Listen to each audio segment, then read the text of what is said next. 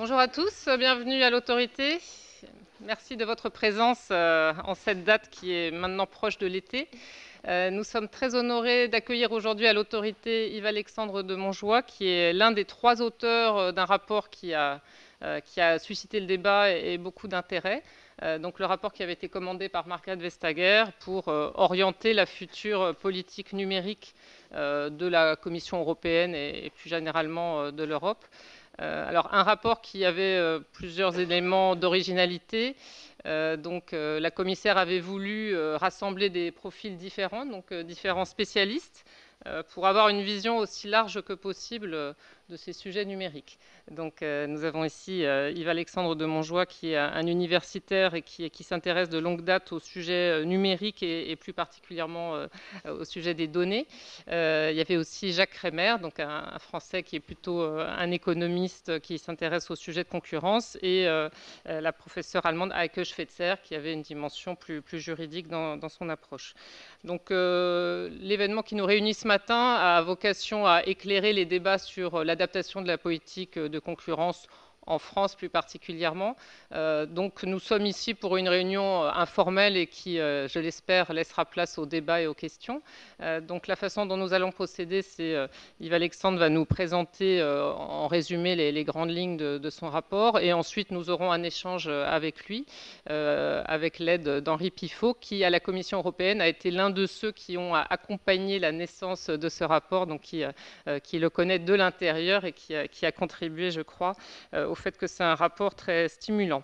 Alors nous sommes dans une année particulière puisqu'il y a une interrogation assez profonde sur la question de savoir si la politique de concurrence est adaptée aux enjeux numériques. Et un certain nombre d'institutions ou de décideurs ont lancé des rapports. Je pense que c'est significatif pour déterminer s'il faut ou non faire évoluer la façon dont cette politique est appliquée et mise en œuvre, s'il faut développer des nouveaux outils, par exemple des nouvelles formes de régulation. On parle de régulation ex ante, on parle aussi de nouveaux modes de supervision des acteurs du numérique. À peu près dans la période contemporaine du rapport que nous allons présenter ce matin, il y a eu aussi le rapport Furman, donc, qui a été commandité par le Royaume-Uni, et nous aurons à la rentrée la présence de Philippe Marsden, qui est l'un des auteurs du rapport Furman. Et donc nous pourrons compléter le tour d'horizon des propositions et des analyses qui sont faites afin de voir quelles conséquences en tirer pour la façon dont nous appliquons le droit de la concurrence, et puis éventuellement sur le point de savoir s'il faut des nouveaux outils législatifs en France ou au niveau européen. Donc je précise juste pour les juristes qui sont dans la salle que l'angle que nous suivrons ce matin n'est pas de façon prédominante juridique. Nous avons la chance d'avoir un spécialiste des sujets numériques et des données. Donc voilà, on essaiera dans les questions de mettre l'accent sur ces sujets de données qui sont au cœur des réflexions d'Yves-Alexandre. Alors, je vais vous laisser maintenant la parole pour présenter le rapport, et ensuite on passera à l'échange avec la salle. Ok, voilà. Est-ce que vous m'entendez comme ça? Ok, parfait. Alors, donc très rapidement, donc oui, je suis un des co-auteurs du rapport, donc écrit avec Jacques Kremer et Heike Schweiss pour la commissaire Vestager. Peut-être très rapidement, donc j'ai quelque chose que j'ai appris sur les dernières années. Donc j'ai le disclaimer. Donc tout ceci sont uniquement c'est mon opinion sur le rapport. Ce n'est ni l'opinion de la commission ni l'opinion même de mes co-auteurs. Donc vraiment, on a eu comme mandat d'explorer et vraiment d'écrire un rapport sur comment est-ce que la politique de la concurrence devrait continuer d'évoluer pour vraiment promouvoir d'innovation en faveur du consommateur dans le secteur digital. C'est un rapport qu'on a écrit à 3. Jacques Kremer étant un économiste, Heike Schweiss une juriste, et moi j'ai un background d'ingénieur en mathématiques et informatique. Et je dirige à l'Imperial College à Londres le Computational Privacy Group, sur lequel on travaille au développement de solutions protectrice, je vais avoir pas mal de problèmes avec les anglicismes, protectrice de la vie privée, la sécurité des données et l'usage des données, l'usage algorithmique des données, et ce y compris le machine learning et l'intelligence artificielle. Et donc vraiment dans la présentation ici, J'ai fait une sélection qui est plus les points qui sont plus des points de données et vraiment la présentation comme une introduction à la session de questions-réponses. Alors peut-être très rapidement, donc le rapport, moi je le diviserai en très très gros en quatre parties. On a vraiment, je pense, et surtout en regardant un petit peu à toutes les discussions et aux autres rapports qui sont sortis, je pense qu'on a vraiment essayé d'être, comme Jacques l'a mis, broadly centrist, donc vraiment essayer d'être quelque part entre les deux, pas forcément plus d'enforcement, mais pas forcément contre plus d'enforcement non plus, mais vraiment essayer de regarder au problème et d'apporter une réflexion qui, on l'espère, est intéressante. C'est un rapport où, évidemment, comme Madame la Présidente l'a mentionné, il y a énormément d'autres rapports qui sont sortis en Allemagne, en Angleterre, en Italie, et aussi un rapport qui nourrit, on l'espère, les réflexions de la Commission sur le sujet, de même que la consultation qui a eu lieu, ainsi que la conférence qui a été organisée. Alors le rapport, donc, je dirais, il y a 4 parties. Il y a vraiment un petit peu une partie de digitalisation et compétition, donc vraiment un petit peu une première analyse. Et ensuite 3 chapitres où on va en détail dans certaines problématiques avec des analyses et des formulations de recommandations.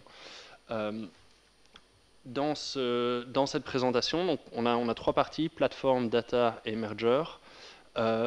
Je vais parler rapidement de certaines des recommandations qu'on a sur les plateformes, surtout les recommandations qui tournent plus au sujet technique et au sujet de données. Je vais passer plus de temps sur les sujets de données et je ne vais pas parler de la partie merger and acquisition, simplement parce que je pense que c'est moins mon sujet, j'ai moins apporté sur cette partie-là. Alors, tout d'abord, vraiment, la première partie, c'est vraiment, on a vraiment essayé de faire voilà, une analyse de qu'est-ce qui distingue potentiellement le secteur numérique des autres secteurs. Et les 3 gros points qu'on a identifiés sont alors le retour d'échelle, return, okay. Les économies d'échelle, voilà, exactement, les externalités de réseau et le rôle des données. Donc sur les économies d'échelle, vraiment, l'idée que le coût marginal de servir un client supplémentaire diminue extrêmement rapidement, c'est pas unique au secteur économique, au secteur digital, mais dans le secteur digital, c'est particulièrement extrême. Les externalités de réseau, on y a beaucoup regardé, à la fois one-sided ou two-sided, donc des réseaux sociaux, des services de messagerie, mais aussi two-sided, des marketplaces, des app stores ou des systèmes d'opération. Et le rôle des données, sur lequel on va passer la majorité du temps, c'est vraiment, voilà, je pense que, allez, le changement qu'on a vu d'un point de vue données sur les 10 à 20 dernières années est vraiment un changement assez radical, avec les données qui sont devenues un des éléments clés pour offrir un service à l'individu, offrir un service de manière générale, offrir un service personnalisé, et aussi un des ingrédients essentiels pour le développement de l'intelligence artificielle. Et donc, un petit peu en regardant, et ce n'est pas les seuls, en regardant ces 3 grands points-là, on dit voilà, ça va donner aux incumbents un avantage compétitif assez important. Et donc, on a conclu que, alors je mets la quote et la phrase exacte, donc c'est ça justifie des adaptations à la manière dont le droit de la concurrence doit être appliqué. Alors, je vais rapidement passer sur le côté plateforme. Donc le côté plateforme, en fait, on l'a vraiment divisé en 2 parties. On a une partie de compétition pour le marché et une partie compétition sur le marché. Alors la partie compétition sur le marché, et surtout quand il s'agit des sujets plus techniques et data, vraiment je pense que le gros point est, alors il y a toujours une nécessité d'une analyse cas par cas, mais en général, ce qu'on a conclu, c'est que les actions de plateformes dominantes qui essayent d'empêcher certains de leurs concurrents d'attirer des utilisateurs, en général, doivent être vues comme suspectes sous le framework de la concurrence. En particulier, d'un point de vue technique, on a regardé un petit peu à 2 points. Le premier est le point de switching. Donc vraiment, essayer de dire qu'on doit avoir un minimum, en tout cas pas de restrictions qui ne soient pas absolument nécessaires pour qu'un utilisateur soit capable de switcher d'un service à un autre service. En particulier quand il s'agit du data lock-in. On parle beaucoup de l'interplay entre le droit de la vie privée et le droit de la concurrence. Notamment, on voit que le droit de la vie privée et le GDPR donnent un certain nombre de droits, notamment à la portabilité des données. Ici, ce qu'on dit, c'est que dans le cas d'une compagnie dominante, on pourrait imaginer un droit à la portabilité qui soit plus fort que ce qui est déjà couvert par le GDPR. Le deuxième point que l'on a regardé, c'est vraiment le multi-homing et pouvoir offrir des services complémentaires. Ici, l'idée étant vraiment de s'assurer que l'utilisateur puisse utiliser le meilleur service, le service qui lui correspond le mieux, y compris pour chaque usage. Et vraiment, ce qu'on met en avant ici, c'est que 2 points. Le premier, c'est que tout ce qui, entre guillemets, empêche le multi-homing de l'utilisateur, de nouveau, doit être suspect. Et ici, on dit même que le burden of proof est avec la société dominante. Et enfin, le deuxième point, on y reviendra, est le point sur l'interopérabilité, qui est un point, de mon point de vue, assez essentiel, et vraiment que l'interopérabilité peut être un des remèdes qui peut être utilisé pour empêcher le leveraging de market power dans l'offre de services complémentaires. Donc ça, c'est vraiment pour la partie for the market. Alors de nouveau, le pendant de ça, entre guillemets, en se disant, bon voilà, il y a des cas où on va se retrouver avec des sociétés, des compagnies en position dominante.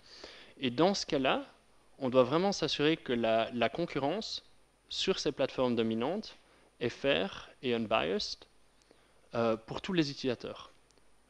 Les consommateurs, les utilisateurs business et les providers de services complémentaires.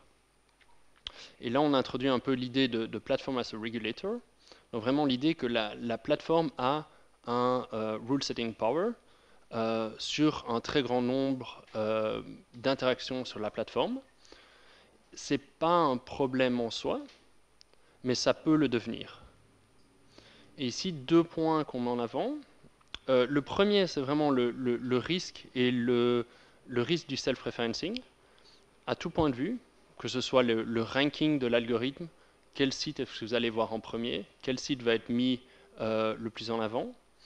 Un traitement préférentiel par UX, donc vraiment comment est-ce qu'on va pouvoir modifier le site et comment est-ce qu'on va pouvoir essayer de tirer la demande vers un certain contenu. Et des questions d'interopérabilité, notamment dans le cas des écosystèmes. Et vraiment ici, de nouveau, le rôle et la responsabilité est vraiment sur les plateformes de s'assurer qu'il n'y a pas de long run exclusionary effects. La deuxième partie, qui est un petit peu différente, et je ne l'ai pas vue dans d'autres rapports, c'est vraiment la partie transparence. En fait, ça vient vraiment de se dire, voilà, il y a énormément de choses, c'est relativement complexe, et en fait, très honnêtement, on comprend assez mal certaines parties du fonctionnement des plateformes. Et donc ce qu'on dit ici, c'est vraiment il y a un besoin de mieux comprendre, surtout d'un point de vue académique, le fonctionnement des plateformes et l'impact qu'une certaine décision pourrait avoir, notamment pour la concurrence. Et donc ici, on dit un petit peu 2 choses. La première, c'est que toutes les actions qui seraient prises par les plateformes, qui essaieraient vraiment d'empêcher de la recherche dans l'intérêt public de se passer, doit être vue, et donc je vais réutiliser l'expression anglaise, with great suspicion. Donc c'est vraiment toutes les actions qui seraient prises par les plateformes pour essayer d'empêcher, notamment des académiques, d'étudier leur fonctionnement, sont suspects. Et ensuite, vraiment, on met en avant le besoin d'essayer de trouver des manières plus proactives pour permettre à des chercheurs indépendants d'étudier et de publier sur le fonctionnement des plateformes, notamment avec des idées comme les algorithmic sandbox, sur lesquels on peut peut-être revenir pendant les questions-réponses. Donc ça, c'est vraiment la partie plateforme. Maintenant, je vais passer un tout petit peu plus de temps sur la partie data et AI.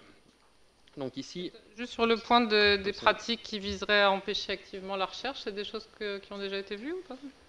oui, alors c'est quelque chose de manière assez intéressante. Donc, de pas mal de manières, en fait, de par notamment les Terms of Services, certaines des lois, notamment aux États-Unis, qui plus ou moins apparentent. C'est-à-dire, peut-être pour revenir aux fondamentaux, donc comment est-ce qu'on va étudier une plateforme de l'extérieur?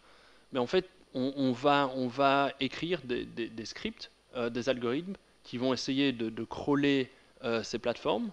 On va potentiellement créer des faux comptes pour essayer de vraiment étudier quel pourrait être l'impact de ceci sur une certaine décision prise par la plateforme. Donc, il y a énormément d'études qui ont été faites, par exemple, sur le differential pricing. Donc, est-ce qu'il y a un differential pricing? Ben, ça implique d'analyser les prix qui sont offerts sur un certain nombre de plateformes.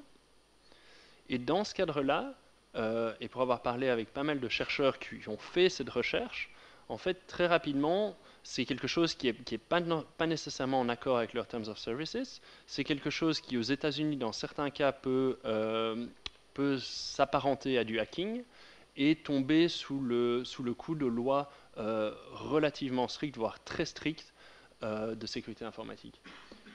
Et donc, il y a vraiment un petit peu un chilling effect.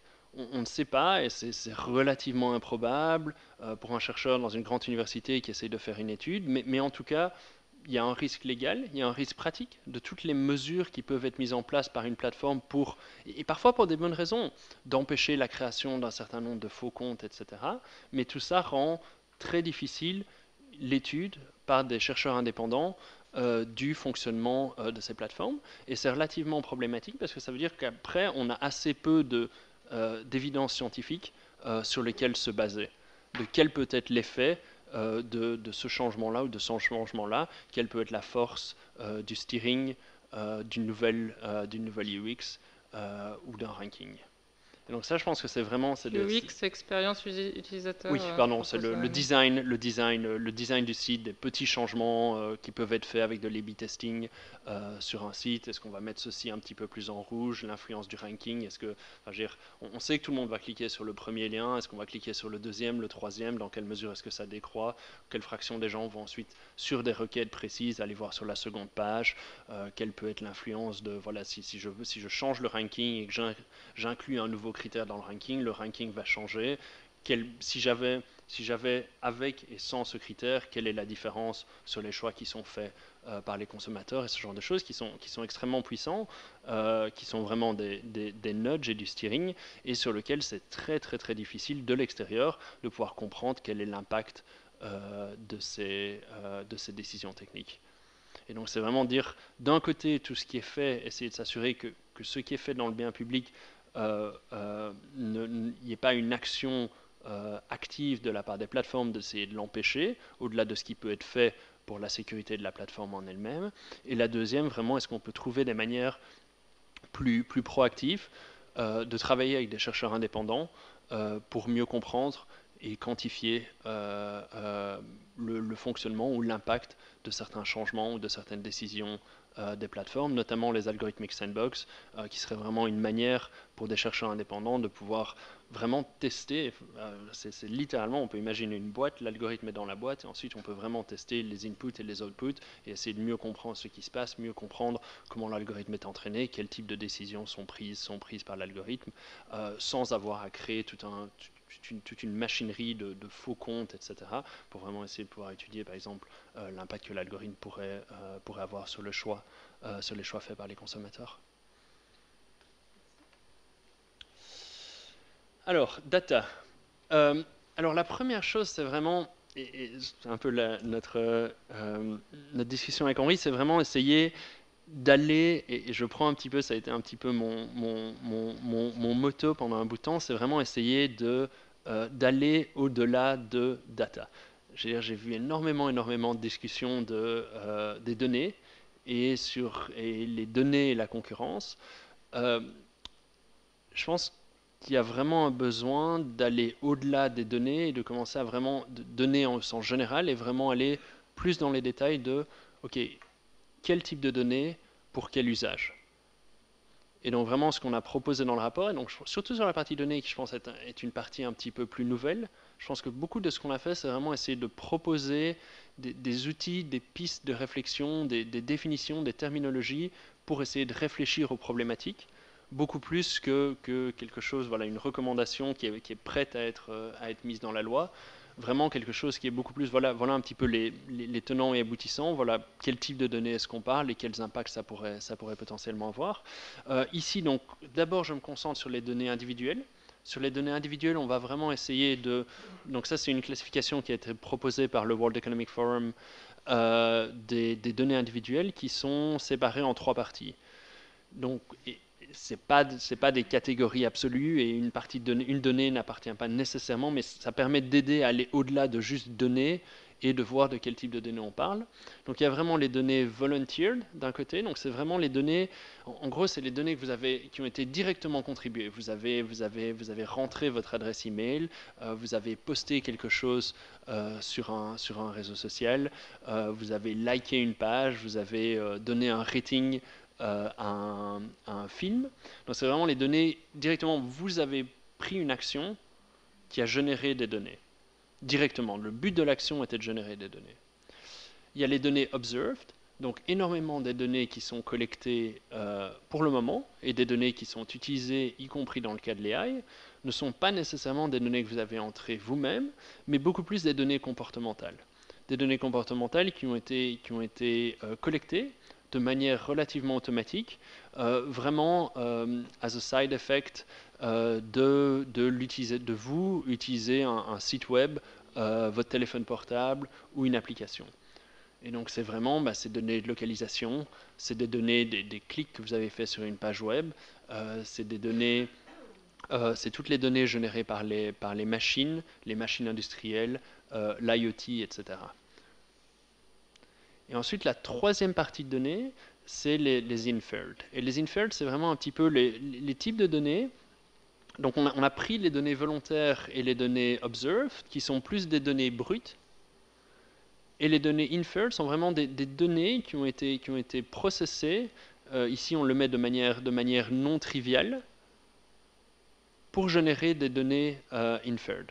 Donc, par exemple, ça va être le résultat de clustering. On va dire, bon, ben voilà, on va regarder je sais pas, au comportement d'achat de tout le monde dans la pièce, et ensuite on va faire du clustering. On va essayer de créer des groupes de gens et de comportements d'achat différents. Donc ça serait un exemple d'utilisation d'un algorithme qui va utiliser des données observed ou volunteered pour créer une nouvelle catégorie, par exemple sur les comportements d'achat.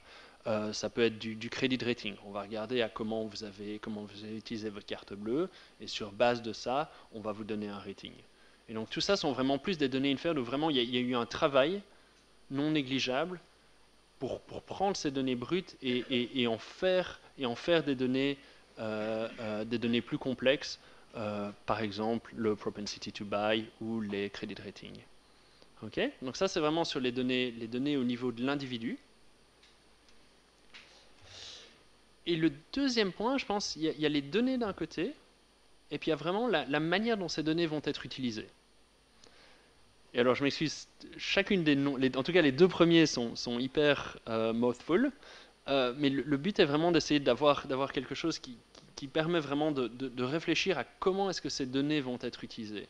Donc la première, c'est vraiment l'utilisation non anonyme de données individuelles.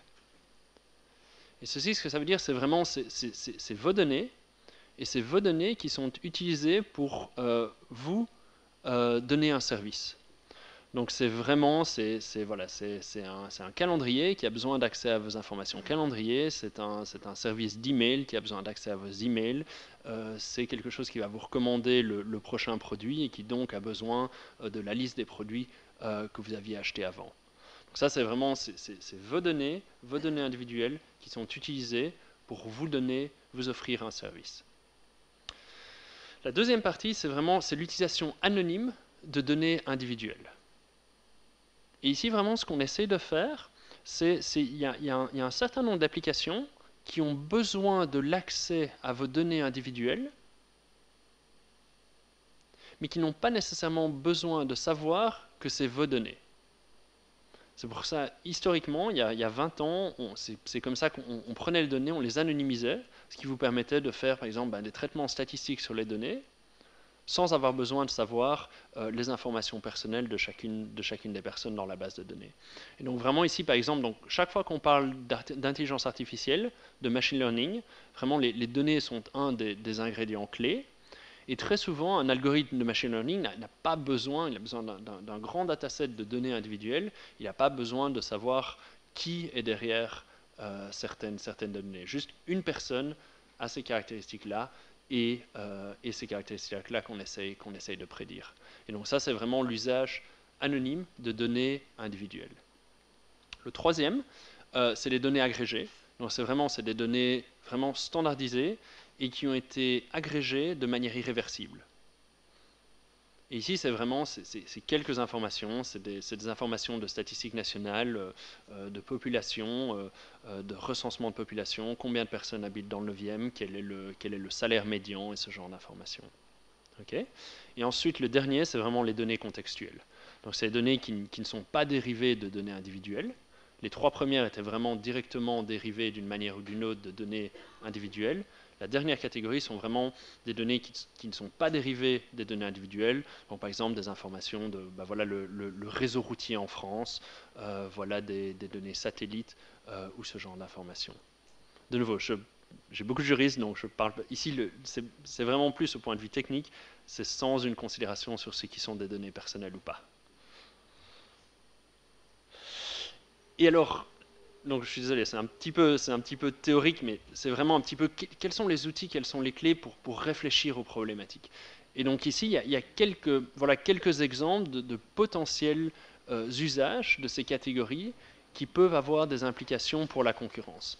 Donc, par exemple, on parle beaucoup notamment pour les essential facilities, voilà, est-ce qu'il y a d'autres manières, est-ce que les données pourraient par exemple être collectées, de nouveau collectées, pourraient être recollectées? Mais ici, par exemple, en utilisant la catégorie qu'on a décrite, on peut dire, voilà, les données qui ont été volunteered, ça peut être difficile, mais c'est parfois possible de recollecter. S'il s'agit de votre nom et de votre adresse email, c'est potentiellement quelque chose, ou si j'ai déjà la relation avec vous, c'est pas trop compliqué pour moi de vous redemander de rentrer ces quelques informations-là. Par contre, on peut voir que dans des cas, par exemple, c'est des données qui ont été observées sur les 2 dernières années, ça peut être très difficile, voire impossible pour moi, de recollecter ces données, surtout si c'est des données historiques. Ça va être très difficile pour moi de trouver une manière de recollecter les données sur comment est-ce que vous vous êtes comporté sur les 2 dernières années. De nouveau, c'est très high level, mais c'est vraiment comment est-ce que certaines de ces catégorisations peuvent nous aider. Donc les données inférées, où il y a vraiment eu un travail significatif, directement, ça pose des questions, des incentives pour les sociétés de collecter et de processer ces données, de faire tout ce travail. Quand on parle de l'accès aux données inférées, quand le but est vraiment d'offrir un service à l'individu, avoir accès à ces données volunteered et ou ces données observed peuvent dans certains cas être nécessaires. Pour pouvoir vous offrir un service de reminder, j'aurais potentiellement besoin d'avoir accès à vos informations de calendrier, real-time. Et le dernier, par exemple, pour entraîner un algorithme d'intelligence artificielle, l'accès aux données, l'accès anonyme aux données individuelles est souvent suffisant. Et la petite note est un trigger. Posez-moi la question de pourquoi anonymiser les données n'est pas suffisant. Et ça peut aussi être utilisé pour pas mal des discussions. Donc on voit qu'il y a eu énormément, ayant suivi un petit peu les discussions, ce qui est écrit en ligne, etc., il y a beaucoup de discussions sur le data pooling, à la fois en concurrence et en vie privée. Et de nouveau, je pense que le même travail peut être vraiment fait sur le data pooling. Et de nouveau, c'est peut-être quelque chose sur la dernière année que j'ai appris des économistes, mais c'est vraiment it depends. surtout sur le data pooling. Donc je pense que d'un côté, ça peut vraiment aider à réaliser le potentiel de ces données, mais ça peut aussi avoir des exclusionary effects ou inciter au partage ou aider au partage d'informations qui sont potentiellement sensibles d'un point de vue concurrence. Et donc certaines des questions, par exemple, en utilisant les outils qu'on a discutés, serait de dire, bon ben voilà, on veut partager des données, on veut les mettre, on veut créer une pool de données, mais quel type de données est-ce qu'on parle? Quel type de données vont être mises dans la pool? Est-ce qu'il s'agit de données contextuelles, d'informations générales sur le réseau routier? Est-ce qu'il s'agit de données agrégées? Est-ce qu'il s'agit de données sur les individus? Est-ce que les données sont au niveau de l'individu? Il y a une ligne et puis toutes les informations pour un individu, ou plusieurs lignes avec les informations de l'individu. Si des données au niveau individuel sont mises dans la pool, est-ce qu'elles sont réconciliées? C'est-à-dire s'il y a plusieurs sociétés qui participent au pool de données, que vous avez une relation avec plusieurs de ces sociétés, est-ce que vous allez être deux personnes différentes, ou est-ce que toutes les données sur vous qui existent pour le moment dans 3 sociétés séparées vont être réconciliées? Je veux savoir que c'est la même personne dans la compagnie A, B et C. Si les données sont mises dans une pool, est-ce qu'elles vont être utilisées même si elles sont réconciliées? Est-ce qu'elles vont être utilisées de manière anonyme? Par exemple pour un algorithme de machine learning? Ou est-ce qu'elles vont être utilisées de manière identifiable? Et enfin, et là de nouveau c'est un petit peu plus ce qu'on fait d'un point de vue recherche, c'est vraiment est-ce qu'il y a des mesures techniques qui potentiellement, même qui sont mises en place ou qui peuvent être mises en place, par exemple pour contrôler sur comment est-ce que les données vont être utilisées. Notamment, par exemple, voilà, est-ce qu'on peut s'assurer que on rend la réconciliation de données impossible? On veut par exemple s'assurer que, on veut s'assurer que les données puissent être mises ensemble, utilisées à des fins statistiques, mais on veut techniquement empêcher la réconciliation, par exemple pour empêcher que chacune des sociétés sache que vous multi-homez, que vous avez un compte avec la compagnie A, la compagnie B et la compagnie C, grâce à la pool. Quelles sont les mesures techniques qui peuvent être mises en place pour que les données puissent être utilisées de manière statistique, tout en empêchant la réconciliation et donc, par exemple, de savoir que vous multi-homez? Alors, je vais très rapidement... j'ai 2 petits points que je pense assez intéressants sur l'accès aux données. Le premier est vraiment sur l'accès aux données pour vous offrir un service et certaines des réflexions qu'on a eues sur le sujet. Et le deuxième est quelque chose que j'ai vu qui a l'air d'être un assez gros sujet, qui est vraiment l'accès aux données pour l'entraînement d'algorithmes d'intelligence artificielle, sur lequel on a, je pense, certaines recommandations qui sont relativement innovantes. Alors la première partie, c'est vraiment l'accès aux données personnelles pour permettre à un utilisateur, pour permettre à une société de donner un service à un utilisateur. Donc comme on en a parlé, vraiment l'accès aux données et l'accès aux données d'un utilisateur au niveau individuel sont souvent très importantes pour pouvoir lui donner ce service. Alors, vie privée, on sait que le RGPD vous donne déjà un droit à la portabilité de vos données, et ça peut aider pour certains des data lock-in, pour vraiment aider à rendre le switching et le transfert de vos comptes plus simple.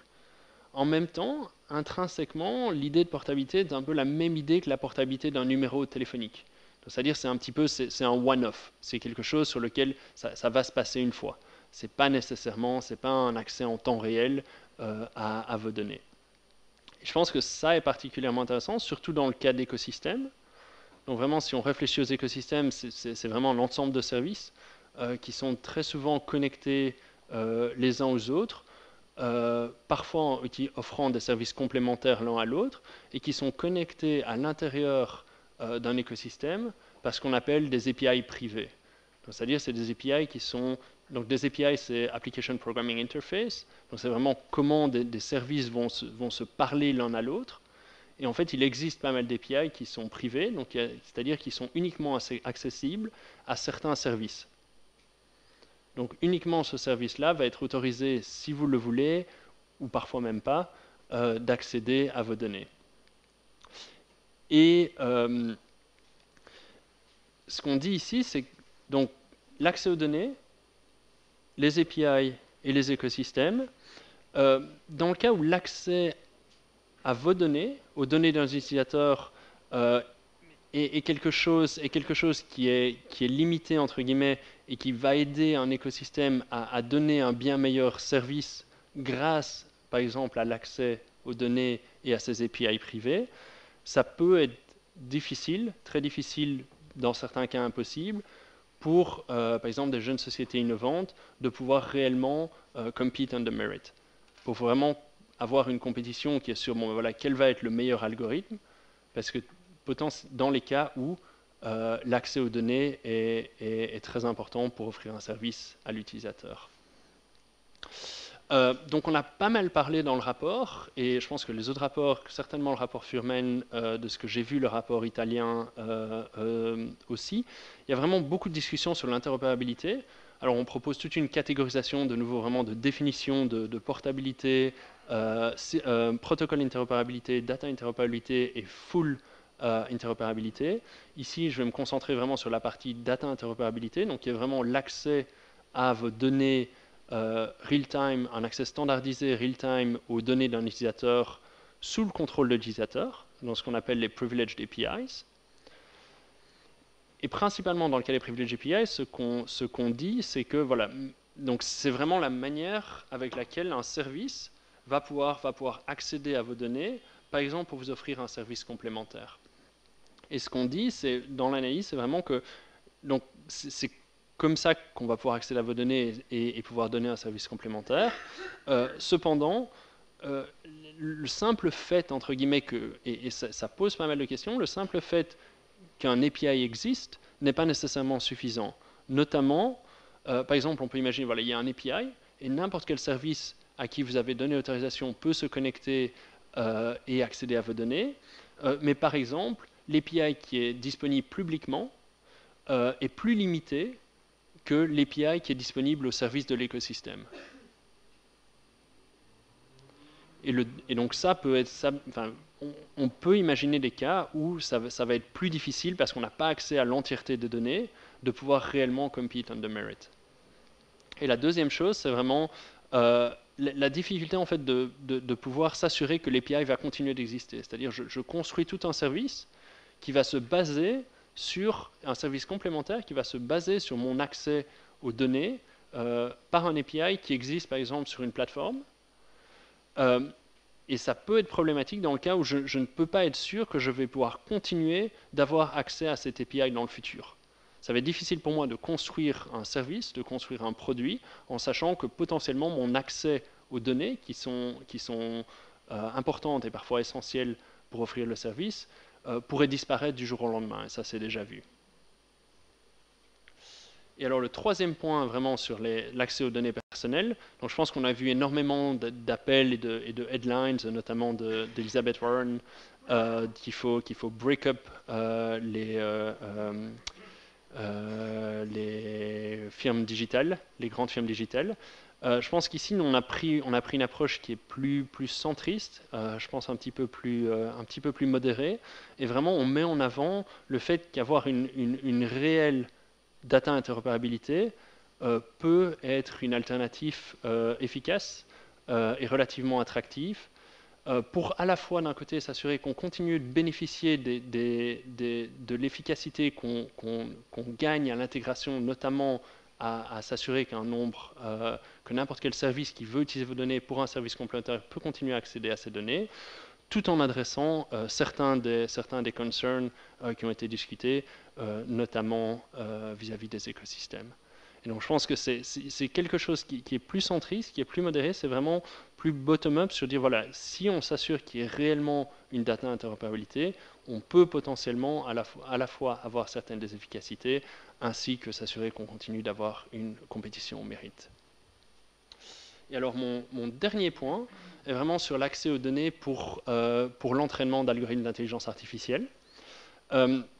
Donc ici, il y a un truc, donc on a une petite analyse dans le rapport de voilà, quel est un petit peu le bottleneck pour le développement de l'intelligence artificielle. Donc on regarde un petit peu aux différents facteurs qui pourraient être un des bottlenecks.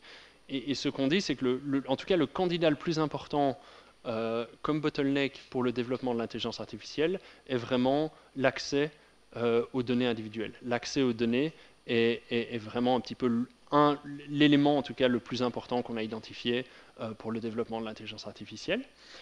Ici, on dit deux choses, et je sais qu'il y a eu énormément de débats sur le sujet. D'un côté, voilà, est-ce que l'accès est essentiel to compete?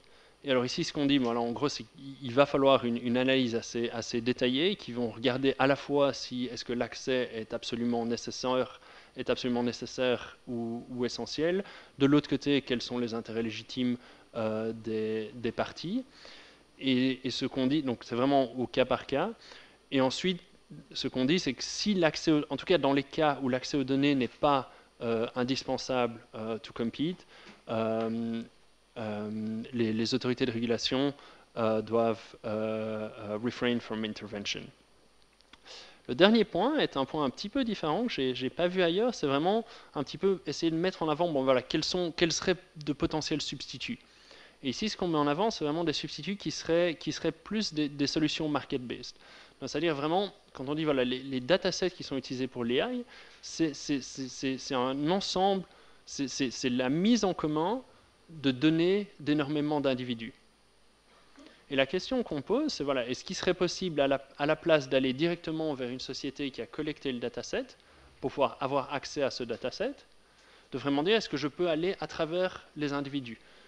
Et est-ce qu'avec le consentement de l'individu, je pourrais accéder à leurs données et utiliser ces données pour me construire un dataset, pour entraîner un algorithme d'intelligence artificielle et ensuite compete? Et donc ici, on peut imaginer, par exemple, c'est quelque chose, il y a énormément de startups dans le domaine pour le moment, c'est vraiment quelque chose qui a été créé par la régulation, qui a été créé par le GDPR, c'est un marché qui a été créé par le GDPR, de vraiment, est-ce que les utilisateurs peuvent exercer leur droit à la portabilité pour ensuite partager ces données avec une société qui potentiellement les mettrait ensemble pour créer, par exemple, pour des cas particuliers, des datasets pour l'entraînement d'algorithmes d'intelligence artificielle. Donc je pense qu'il y a le cas typique, donc il y a vraiment est-ce que c'est essentiel ou non. Et le deuxième cas qui est vraiment est-ce que par GDPR, l'interopérabilité, la portabilité, on peut avoir une autre manière de créer ces datasets, notamment vraiment en passant par l'individu et avec le consentement de l'individu, qui est très différent de ce qui se fait généralement en compétition, mais sur lequel il y a énormément de sociétés, quelque chose qui a été créé par le GDPR, où énormément de sociétés commencent à développer des solutions. Et avec ça, je crois que j'ai déjà pris trop de temps, mais...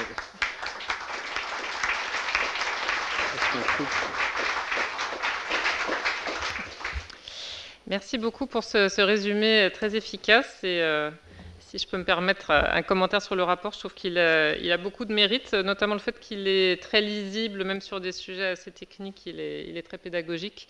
Et je trouve que la catégorisation plus fine de la notion de données que fait le rapport est vraiment très utile, parce que c'est vrai qu'on entend trop souvent des considérations assez générales sur les données, le big data, comme si c'était une chose en soi, alors que voilà, il y a beaucoup de sous-catégories. Je voulais peut-être vous poser une première question avant d'ouvrir les questions à la salle. Sur le sujet de la collecte des données, donc il y a un thème qui est très débattu, qui est celui qui porte sur le fait que certaines sociétés capteraient beaucoup de données des utilisateurs. Alors ça peut engendrer une problématique juridique au regard du RGPD sur est-ce que c'est proportionné, est-ce que l'utilisateur est bien informé, etc. En tout cas, du point de vue du rapport sur la collecte de données en masse, notamment pour aller au-delà des besoins propres du service. Par exemple, on prend voilà, l'hypothèse du réseau social, il y a des informations nécessaires, et puis il y a des données qui sont utilisées pour d'autres usages, notamment pour financer le service. Est-ce que c'est un point sur lequel vous vous êtes plus particulièrement interrogé dans le rapport ou pas? Alors c'est un point, de nouveau, je pense que je vais remettre au-delà de la concurrence, c'est vraiment d'un point de vue technique et d'un point de vue vie privée, je pense que c'est quelque chose qui est regardé d'assez près. On voit, je pense, le cas allemand de Bundeskartellamt est un premier pas. Je pense qu'on a vu énormément de travail qui a été fait par l'ICO, donc l'autorité de protection des données britanniques, sur l'utilisation des données, notamment dans les marchés digitaux, etc. Donc je pense que c'est clairement une grosse question, et c'est quelque chose où, de nouveau, on va vraiment voir un peu comment le droit de la vie privée et le droit de la concurrence vont se renforcer avec un peu de chance dans la majorité des cas, notamment quand il s'agit d'utilisation secondaire des données qui sont collectées. Et puis vraiment, je pense, les questions de comment vraiment essayer de poser et d'aller plus loin et de se poser les questions, ok, comment est-ce que ces données vont être utilisées et pourquoi, et vraiment un travail qui doit être fait sur comprendre, ok, exactement quelles données sont collectées, pour quel usage, qu'est-ce qui est nécessaire pour le service, si les données sont partagées avec des parties tierces ou utilisées pour des utilisations secondaires. Assez souvent, ça se fait sous le cadre, entre guillemets, de l'anonymisation, de dire que voilà, les données ont été anonymisées, donc ce n'est plus des données personnelles, donc le GDPR ne s'applique plus, et de vraiment, même dans les cas où les données sont anonymisées, il y a énormément de travail qui montre que c'est assez facile de réidentifier, en tout cas, des données qui ont été anonymisées et puis partagées. Vraiment se poser la question, même quand les données sont partagées de manière anonyme, est-ce qu'on peut avoir une certaine transparence sur la manière dont ces données sont partagées, et quel type de données, comment elles ont été anonymisées. Vraiment, de nouveau, essayer de mieux comprendre ce qui se passe. On va peut-être faire une première série de questions de la salle. Peut-être on va prendre 2 ou 3 questions. Je vais vous demander juste de vous présenter avec votre nom et votre fonction, et puis voilà, de garder les questions brèves pour qu'on ait le temps de répondre, et puis après on continuera bien sûr. Alors je vois Sébastien qui a levé la main. Peut-être très rapidement, un petit truc vraiment, et sur les questions, je pense que c'est un rapport c'est un rapport collectif qu'on a écrit à 3, et vraiment, je pense, chacun apportant son expertise. On souscrit tous aux recommandations du rapport. Par contre, très honnêtement, de nouveau, c'est un travail à 3. Mon expertise sont sur les questions techniques. Donc, je préviens à l'avance que je dodgerai toutes les questions plus juridiques pour vraiment me concentrer sur là où est mon expertise. Les juristes dans la salle sont prévenus, donc je ne sais pas si Sébastien se sent visé par ce disclaimer. Mais je suis ravi d'aller sur les questions techniques, par contre. Alors, j'ai vu donc Sébastien lever la main, donc on va commencer par Sébastien, puis après une autre main derrière.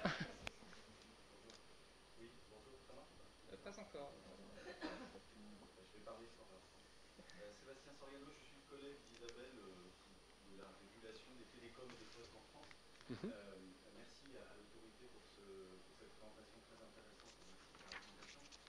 J'ai une question un peu pratique et qui ne sera pas du tout juridique sur cette fameuse data interopérabilité, qui est un sujet très intéressant. Évidemment, nous, en tant que régulateurs sectoriels, l'interopérabilité, ça nous parle. Concrètement, est-ce que dans les interactions que vous avez pu avoir, vous avez aujourd'hui des entrepreneurs qui considèrent vraiment cette interopérabilité des données comme étant quelque chose qui peut les aider à rentrer sur les marchés et potentiellement donc à apporter de la concurrence, quoi, juste du choix, là où il y a aujourd'hui beaucoup de monopoles.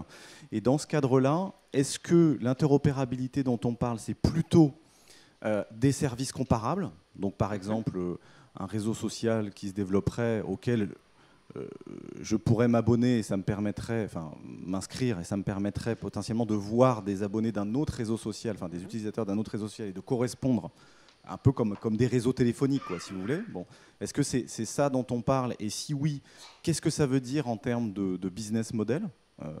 Parce que potentiellement les services peuvent avoir des business models différents. L'un peut être gratuit, l'autre peut être un abonnement payant. Enfin, il peut y avoir plein de business models différents. Première hypothèse. Et deuxième hypothèse, est-ce que on pourrait également considérer plutôt des agrégateurs, hein, c'est-à-dire une application qui vous permet d'héberger plusieurs sous-applications, un peu comme un flux RSS, quoi, c'est-à-dire Imaginez par exemple une application qui vous permet d'avoir plusieurs services de location de trottinettes électriques ou une application qui vous permet d'agréger des flux de différentes messageries, Telegram, WhatsApp, etc. Voilà.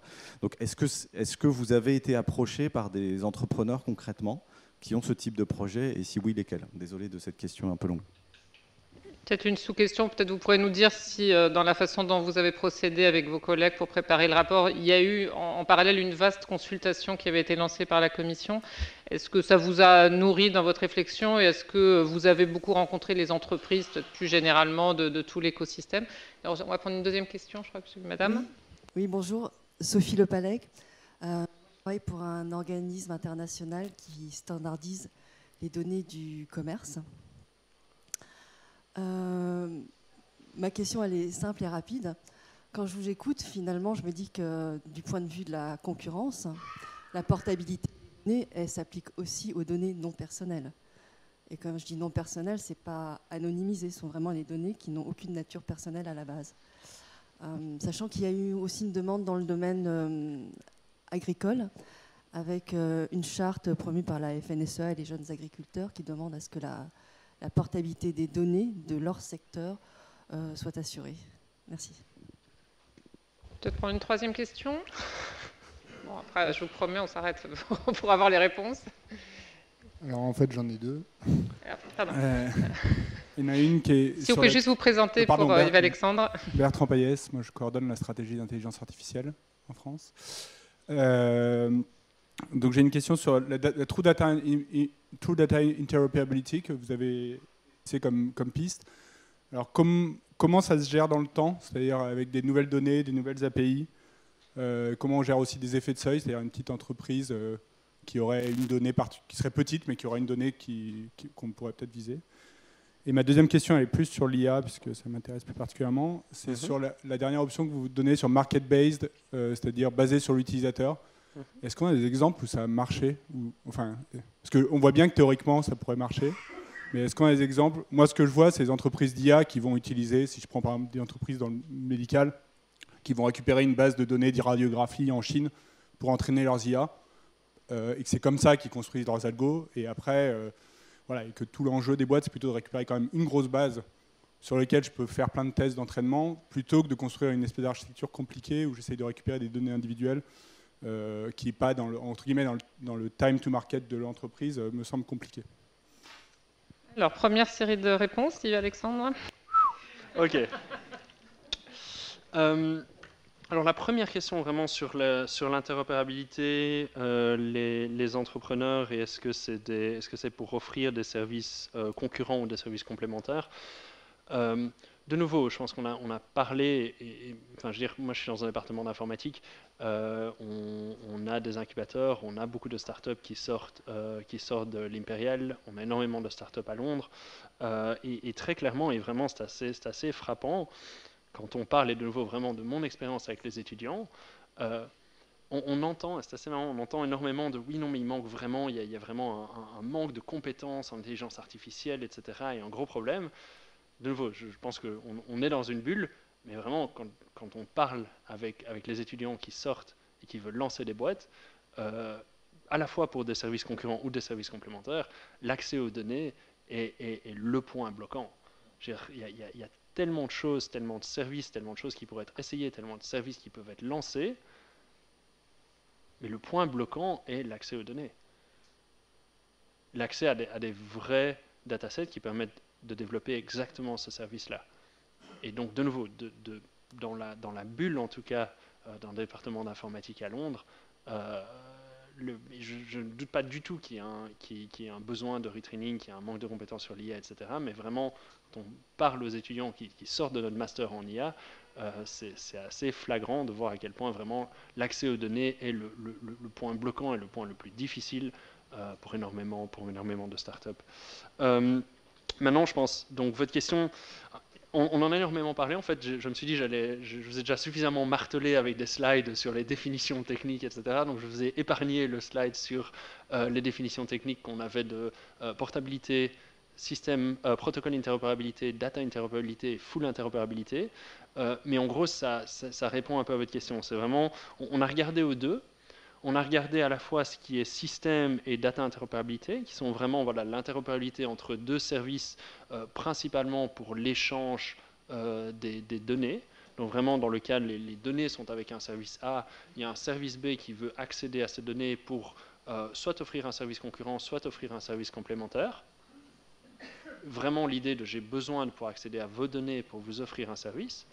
Et le deuxième, ce qu'on appelle full interopérabilité, est vraiment beaucoup plus, et de nouveau, historiquement, ce qui a été fait dans les télécoms, ce qui pourrait être fait pour les systèmes de messagerie, où vraiment c'est une interopérabilité qui me permet, moi qui suis sur Signal, de vous envoyer un message sur vous qui utilisez WhatsApp, où vraiment là c'est des plateformes où chacun peut utiliser sa plateforme, et ensuite il y a une interopérabilité entre les plateformes, et moi je peux vous envoyer un message, même si vous êtes sur une autre plateforme, et on a, je pense, 2 pages de box de définition technique, de considération sur à la fois les modèles économiques, les potentiels coûts, les potentiels risques de sécurité, notamment quand il s'agit de l'interopérabilité, du data interopérabilité. Je pense qu'il y a eu pas mal de discussions assez intéressantes, notamment par Signal et certaines des messageries encryptées sur certains des problèmes qu'une full interopérabilité pourrait poser d'un point de vue de la sécurité, notamment quand on parle du end-to-end encryption et d'autres choses comme ça. Donc on a 2 pages entre guillemets où vraiment on regarde un petit peu plus à ça. Je me suis dit que j'allais arrêter de vous marteler avec des définitions. Donc ça, je pense, c'est vraiment sur interopérabilité, entrepreneur, full et système interopérabilité. Alors la question de la portabilité, données personnelles, pas données personnelles. De nouveau, je ne suis pas juriste. Dans le GDPR, dans le RGPD, pardon, je vais continuer de le faire, ça s'applique vraiment exclusivement aux données personnelles, mais clairement, il y a 2 choses, je pense. Il y a clairement beaucoup de questions qui se posent en général et en concurrence en particulier quand c'est des données individuelles, par exemple d'une machine, qui sont collectées, qui peut accéder à ces données, sous quelles conditions, dans quelles conditions est-ce que nécessaire. Je pense que c'est beaucoup de questions assez importantes. Le RGPD apporte un début de solution, mais vraiment exclusivement sur les données personnelles. La deuxième partie est vraiment un petit peu de se poser la question de ce qui est données personnelles. Et on a eu de longs débats, pour moi, sur un petit peu ce que je vois comme le fait que la partie des données qui sont collectées, qui ne sont pas des données personnelles, au sens où ils ne contiennent pas d'informations identifiables sur un individu, en prenant en compte la richesse des données et le risque de réidentification, se réduit. Donc, mon opinion est que vraiment la partie qui deviennent des données personnelles s'accroît de plus en plus, et c'est peut-être quelque chose à prendre en compte. Alors, sur la stratégie d'intelligence artificielle, oui. Alors, j'ai lu, je suppose que vous aviez publié vous travaillez sur base du rapport Villani. Ok. Un petit point sur le rapport, j'étais un petit peu déçu du manque de vie privée dans le rapport, qui je pense est un élément absolument essentiel. Notamment, on parle beaucoup d'accès aux données. Il y a énormément de questions que ça pose et de solutions qui peuvent être proposées. Donc, j'avoue que sur ce rapport-là, il y a vraiment, enfin, c'est des données personnelles, c'est beaucoup de données personnelles, et il y a vraiment des questions de vie privée à se poser, pas nécessairement dans le cas de limiter l'accès, mais dans quel type de solutions peuvent être mises en place et elles peuvent être développées pour s'assurer que ces données soient utilisées pleinement tout en protégeant la vie privée de l'individu. Alors, l'effet de seuil, oui, absolument, pour des petites sociétés, vraiment, de nouveau, tout ce qu'on dit dans le rapport s'applique dans le contexte de la concurrence et donc pour des entreprises en position dominante. Et la deuxième partie de la question, vraiment sur AI market-based, des exemples d'où ça s'est passé, c'est une excellente question. De manière assez intéressante, en fait, techniquement, les solutions existent depuis très longtemps. Ça fait, les premières, on en avait développé à l'époque. Je pense que la première solution de Personal Data Store ou de PIMS qu'on avait développé au MIT date de 2011. Et de manière assez intéressante, en fait, vraiment, ce qu'on avait mis en avant dans le papier qu'on avait publié était le fait qu'il y avait vraiment un problème de poule et d'œuf. Il y avait vraiment un problème de d'un côté, on voit clairement les bénéfices. De l'autre côté, c'est très difficile de kickstart le système et d'accéder à des données pour pouvoir commencer. Et donc, je pense que c'est une manière assez intéressante, c'est le RGPD et l'aspect régulatoire est potentiellement ce qui va permettre à ce marché de se développer de par le droit à la portabilité. Donc c'est vraiment, il y a besoin de quelque chose pour commencer. Donc je pense techniquement les solutions existent. Il y a beaucoup de startups, y compris ici en France, Purple et d'autres sociétés qui sont sur ce domaine. Ocean Protocol aux États-Unis. Ça commence seulement maintenant, vraiment, pas parce que ça ne marche pas, pas parce que techniquement c'était pas prêt, mais vraiment parce qu'il y avait besoin d'un push pour créer ce marché. Et on peut espérer que le RGPD a créé ce marché et qu'on va aller vers une solution ou vraiment plus sous le contrôle de l'individu, qui, à mon sens, est vraiment, quand on voit à la fois vie privée et concurrence, est une manière innovante et relativement intéressante de pouvoir s'assurer que les données soient utilisées pleinement, y compris pour les cas où on a des concerns.